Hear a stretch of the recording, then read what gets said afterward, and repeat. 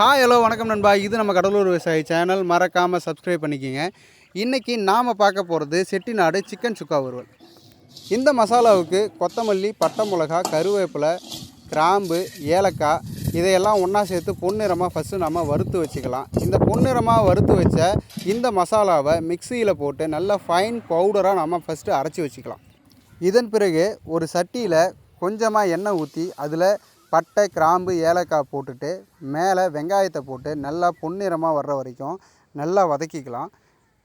பொன்னிறமாக வதங்கின வெங்காயத்து கூட சரியளவு இஞ்சி, பூண்டு விழுது நல்ல ஃபைன் பேஸ்ட்டாக அரைச்சி இது கூட சேர்த்து அதனுடைய பச்சை வாசனை போகிற வரைக்கும் நல்லா வதக்கிக்கலாம்.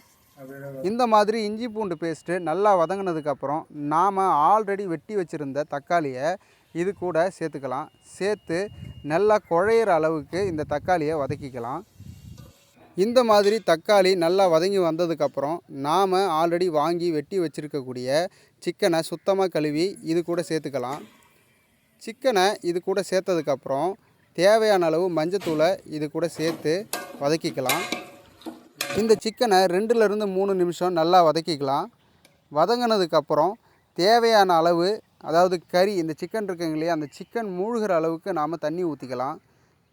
சிக்கனுக்கு முழுவதும் தண்ணி ஊற்றினதுக்கப்புறம் இந்த சிக்கனுக்கு தேவைப்படும் அளவு நாம் குழம்புல உப்பு போட்டுக்கலாம். உப்பு போட்டதுக்கப்புறம் குழம்ப நல்லா கொதிக்க விட்டுறலாம். இந்த மாதிரி குழம்பு நல்லா கொதித்து வரும்பொழுது நம்ம ஆல்ரெடி ரெடி பண்ணி வச்சுருந்த செட்டிநாடு சிக்கன் சுக்கா வறுவலோட மசாலாவை நம்ம சேர்த்துக்கலாம். சேர்த்து ஒரு கிண்டு விட்டுடலாம். இதுக்கப்புறம் இந்த சுக்கா வறுவலை நல்லா கெட்டியாக ட்ரை ஆகிற வரைக்கும் நல்லா கொதிக்க விட்டுக்கலாம். சூடான செட்டிநாடு சிக்கன் சுக்கா வறுவல் ரெடி ஆகிடுச்சு. இந்த மாதிரி புது புது டிஷ்ஷை பார்க்குறதுக்கு நம்ம கடலூர் விவசாயி சேனலை சப்ஸ்கிரைப் பண்ணி வச்சுக்கிங்க. Thank you all.